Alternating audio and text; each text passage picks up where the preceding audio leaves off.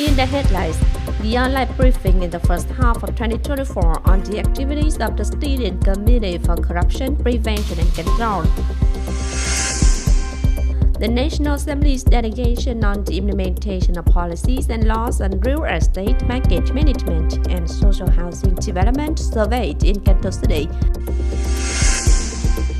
Vietnam aims to export durian to bring in $3.5 billion this year.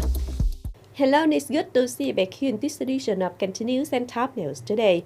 On July 8th morning, Politburo member, also Party Central Secretary, head of the Central Home Affairs Committee, Van den Dijk, also Deputy Head of the Central Steering Committee for Corruption Prevention and Control, chaired an online briefing in the first half of 2024 on the activities of the Steering Committee of Ramses and Central Region cities.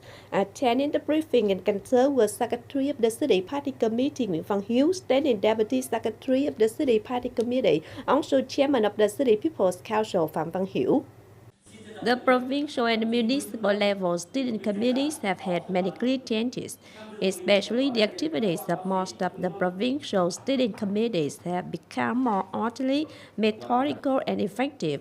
Has paid attention to directing the strengthening of examination, supervision, and inspection, improving the efficiency of coordination between functional agencies in directing and handling corruption and negativity, at the same time directing the strict handling of many corruption and negative cases, especially complicated, protracted cases and cases with difficulties and problems, while proactively detecting, prosecuting, investigating, and strictly handling a number of new cases and cases related to violations that have occurred in previous years and arise in mistakes. The results of activities in the first 6 months of 2024 contribute positively to the construction and rectification of the party, strengthening the trust of cadres, party members, and people in the prevention and combat of corruption and negativity.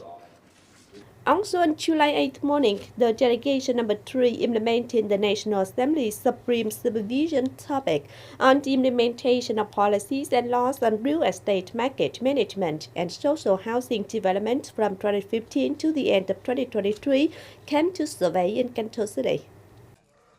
The delegation came to survey the projects of An Bình, New Urban Area, An Bình World, Ninh District, and the investment projects to build social housing in Thượng Thành, An Phú Eco City. Representatives of the investors said that currently the development of social housing still faces many problems, especially related to the procedures for certifying the subjects eligible to buy social housing and policies and procedures on loans for social housing.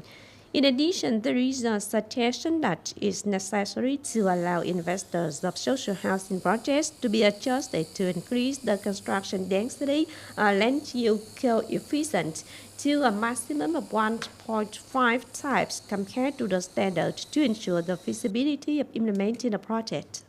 The People's Committee of Cần Thơ City has just decided to approve the 1-2000 scale construction zone planning project of Vĩnh Thành Industrial Park Phase 2, Cần Thơ City.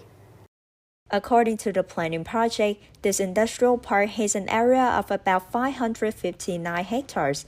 The expected labor scale is about 25,000 to 32,000 people. Planning scope is located in Vĩnh Bình and Vĩnh Trinh communes, Vĩnh Thành suburban district, Cần Thơ City, in which the northwest borders the safety corridor of Lộ Tẻ, Rạch Sỏi Highway, the southeast borders the existing residential area and agricultural farming area of Vĩnh Bình commune, the northeast borders the agricultural cultivation area, residential areas of Vĩnh Bình and Vĩnh Trinh communes. The Project Management and Land Fund Development Board of Ninh Urban District revealed that by the end of the fourth quarter of this year, it will start construction of the bidding package for the renovation of intersections number 1 and 2 in the inner Cần Thơ City.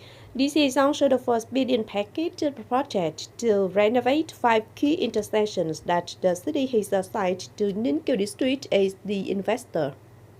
The project has a total cost of over 1,200 billion Vietnamese đồng, earmarked from the budget, including the intersections of April 30, Nguyễn Văn Linh, February 3, Nguyễn Văn Linh, Nguyễn Văn Cừ, Nguyễn Văn Linh, Trần Hưng Đạo, February 3rd Mậu Thân, and the intersection of Mậu Thân, Nguyễn Văn Cừ, Võ Văn Kiệt in An Hòa, An Nghiệp, Xuân Khánh, Hưng Lợi, An Khánh, and An Phú wards. Ninh Kiều District has measured and counted the number of affected cases to have a plan for compensation, site clearance, and resettlement arrangement. Currently, the district has carried out the bidding for the design plan. After the design is approved, the contractor will be selected. In Phong Suburban District on July 7th morning, the Women's Union of Cần Thơ City organized the Festival of Women's Creative Entrepreneurship and Green Transformation. Attending and directing a conference were Vice Chairman of Cần Thơ City People's Committee Nguyễn Thực Hiện and Deputy Director of the Center for Women and Development under Vietnam Women's Union Nguyễn Thúy Hiền. This festival aims to honor and recognize the outstanding achievements of female entrepreneurs, create opportunities for women to exchange, learn, and share experiences in the process of economic development, and continue to affirm the role of women in the family and society. On this occasion, the organizing committee awarded 4 excellent ideas in the contest Women in Entrepreneurship and Green Transformation, 5 awards to women with excellent skill in the Good Skills contest, commended 24 typical elderly women, awarded scholarship to poor female students to overcome difficulties, and awarded 2 Great Solidarity Houses to disadvantaged women's members, along with many booths displaying over 100 products of women's startup activities. The Union of Friendship Organizations of Cần Thơ City, the French Institute in Ho Chi Minh City, and Cần Thơ University jointly organized the forum Study in French. Attending were representatives of the chairman of the Vietnam Student Youth Association in France, representatives of relevant departments, and students of high schools and universities in Cần Thơ City. Students listen to experts and students who have been studying, living, and working in France, sharing and answering questions about culture, higher education system in France, administrative procedures, housing, financial management, healthcare, etc., internships, part-time jobs, French government support for international students, scholarship to study in France, as well as experiences before and when participating in studying in France. As a result of this, helping students have orientations and thoughtful preparation for their study in the future. From upcoming September 16th, 2G phones will be stopped from providing services. 2G ways will continue to be used for some technical services, but only until September 15, 2026.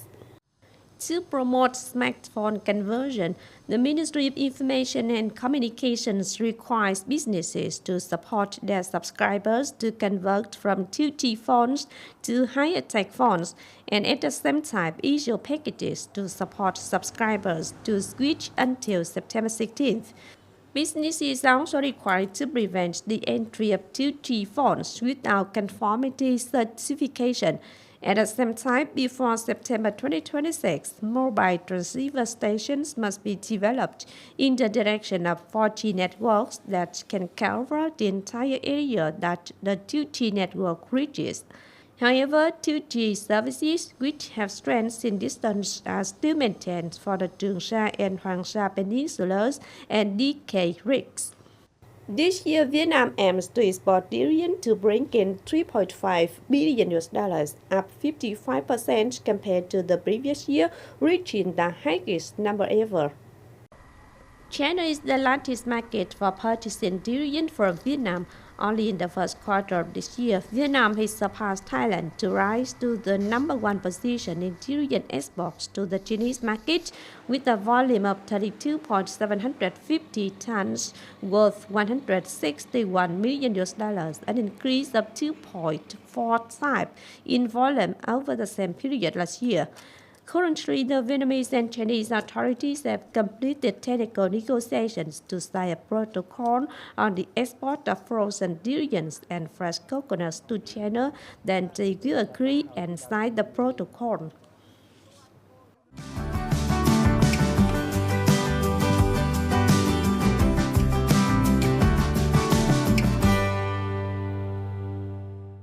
Now, as usual, before moving to the close, let's take a quick look at the updated weather forecast.